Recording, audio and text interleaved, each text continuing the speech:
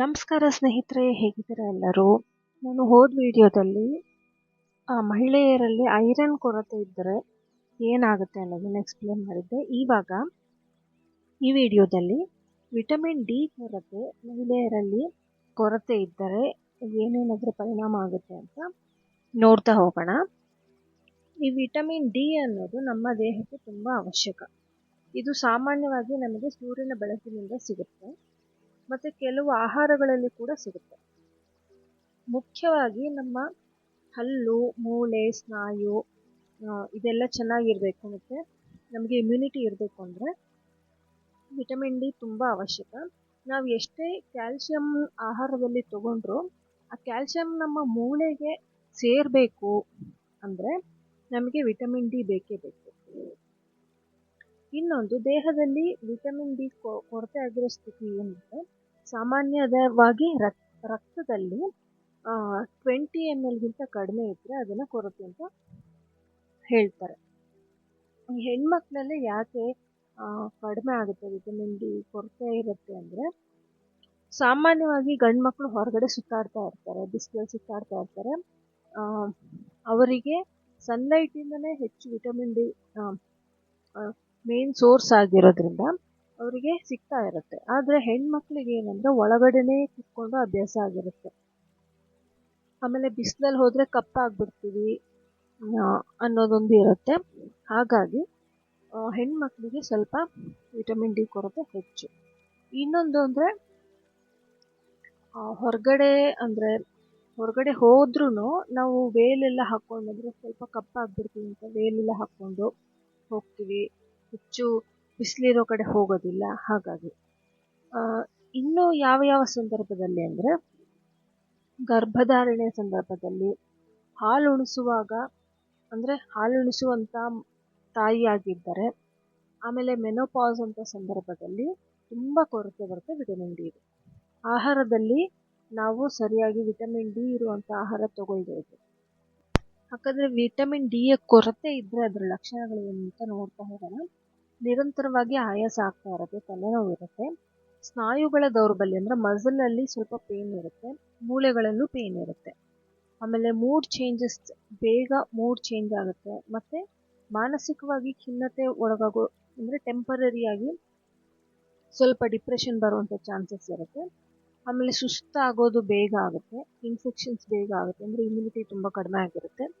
ಆಮೇಲೆ ಗಾಯ ಆದರೆ ತುಂಬ ನಿಧಾನವಾಗಿ ಗುಣ ಆಗುತ್ತೆ, ಬೇಗ ಗುಣ ಆಗೋದಿಲ್ಲ.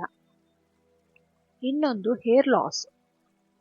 ಎಲ್ರಿಗೂ ಗೊತ್ತಿರೋ ಹಾಗೆ ಪ್ರೋಟೀನು, ಐರನ್ನು ಮತ್ತು ಕ್ಯಾಲ್ಶಿಯಂ ಚೆನ್ನಾಗಿದ್ದರೆ ಮಾತ್ರ ಕೂದಲು ಚೆನ್ನಾಗಿ ಬೆಳೆಯುತ್ತೆ. ಇದರ ಒಂದು ಡಿಫಿಷಿಯನ್ಸಿ ಆದರೂ ಹೇರ್ ಲಾಸ್ ಆಗುತ್ತೆ. ಆಮೇಲೆ ಮೂಳೆಯಲ್ಲಿ ದೌರ್ಬಲ್ಯ ಬರುತ್ತೆ, ಅಂದರೆ ಬೋನ್ ಡೆನ್ಸಿಟಿ ಅಂತಾರಲ್ಲ, ಅದು ಕಡಿಮೆ ಆಗ್ತಾ ಬರುತ್ತೆ.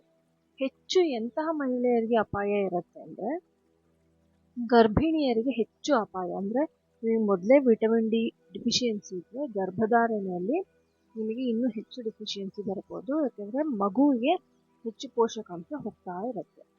ಇನ್ನೊಂದು, ಬ್ರೆಸ್ಟ್ ಫೀಡ್ ಮಾಡೋವಂಥ ಮದರ್ಸ್, ಅಂದರೆ ತಾಯಿಯಂದ್ರು ಇರ್ತಾರಲ್ಲ, ಮಗುವಿಗೆ ಹಾಲು ಕೊಡುವಂಥ ತಾಯಂದರು, ಅಂಥವರಿಗೆ ತುಂಬ ಡೆಫಿಷಿಯನ್ಸಿ ಇರುತ್ತೆ ವಿಟಮಿನ್ ಡಿ. ಯಾಕೆಂದರೆ ಹೆಚ್ಚು ಪೋಷಕಾಂಶ ಏನಿರುತ್ತೆ ಅದು ಮಗುವಿನ ಹಾಲಿಗೆ ಹೋಗ್ತಾ ಇರುತ್ತೆ.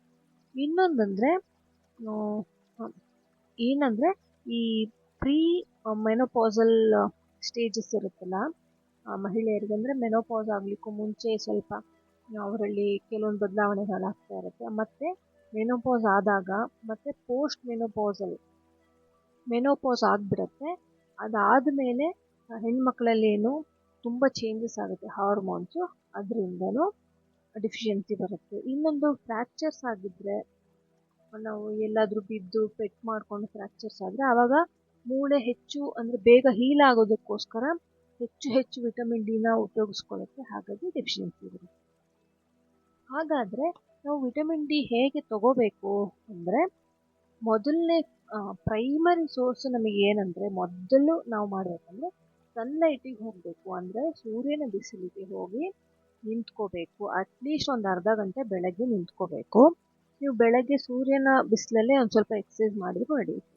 ಇನ್ನೊಂದು, ಈ ಯಾವ್ಯಾವ ಆಹಾರದಲ್ಲಿ ಅಂದರೆ ಮೀನಿನಲ್ಲಿ, ಮೊಟ್ಟೆಯಲ್ಲಿ ಸಿಗುತ್ತೆ, ಮತ್ತು ಹಾಲಿನಲ್ಲೂ ಕೂಡ ಸಿಗುತ್ತೆ ಏನು ವಿಟಮಿನ್ ಡಿ.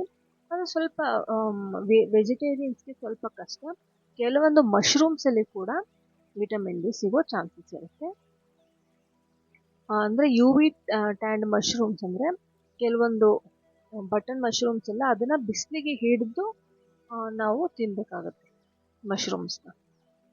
ಇನ್ನು ಹಾಗಾದರೆ ನನಗೆ ಆಲ್ರೆಡಿ ಡೆಫಿಷಿಯನ್ಸಿ ಇದೆ, ನಾನು ಚಿಕಿತ್ಸೆ ಹೇಗೆ ತೊಗೋಬೇಕು ಅಂದರೆ ಮೊದಲನೇದಾಗಿ ನೀವು ಡಾಕ್ಟರ್ ಹತ್ರ ರೆಕಮೆಂಡೇಶನ್ ತೊಗೋಬೇಕು.